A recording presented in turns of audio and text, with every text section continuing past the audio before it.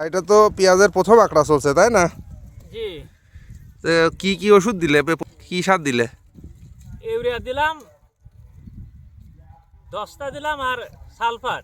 তো এটা কতটুকু জমি? 10 কাঠা জমিতে 10 KG urea, 4 KG sulphur, 1 KG দস্তা। তো প্রথম আঁকড়ায় এইগুলা দিলেই হবে? এইগুলা দিলেই হবে। পরে একটু হয়তো যদি লাগার পরিবেশ বুঝে আবার একটু যাই কিছু দেবো।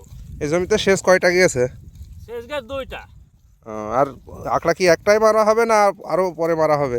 পরবর্তীতে বসবো পিজি চেহারাটা কিরকম দেখি, যদি আরোটা লাগে একটা টান হয়তো দেবো হালকা পাতলা একটু ইমি দিয়ে। সার কি পরিমাণ দেওয়া লাগবে পরের বার? সার পরের বার হালকা পরিমাণ দিলেও হয়ে যাবে। আর স্প্রে?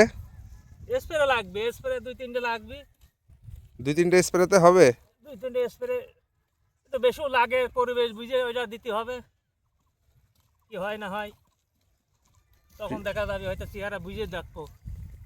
প্রিয় দর্শক মণ্ডলী, দেখতে পাচ্ছেন এখানে 10 কাঠা জমি। এখানে কৃষক আপনার 10 কাঠা জমিতে 10 কেজি ইউরিয়া, 4 কেজি সালফার এবং 1 কেজি দস্তা দিয়ে প্রথম আঁকড়া মারছে। তো দেখেন পেঁয়াজের অবস্থাটা কেমন। পেঁয়াজের অবস্থাটা ইনশাল্লাহ খুবই ভালো। প্রথমবার আঁকড়া চলছে, এখন একটু রসের কারণে মাথা ঘোরা আছে। এরপরে স্প্রে করলে ইনশাল্লাহ ঠিক হয়ে যাবে। মিনিমাম 3 থেকে 4টা স্প্রে যাবে প্রতি সপ্তাহে একবার করে। তো পেঁয়াজের আপডেট পেতে অবশ্যই আমার চ্যানেলটির সঙ্গেই থাকবেন আর ফলো এবং সাবস্ক্রাইব করে রাখবেন, তাহলে পরবর্তী আপডেট পেতে পারেন। ধন্যবাদ সবাইকে। আসসালামু আলাইকুম।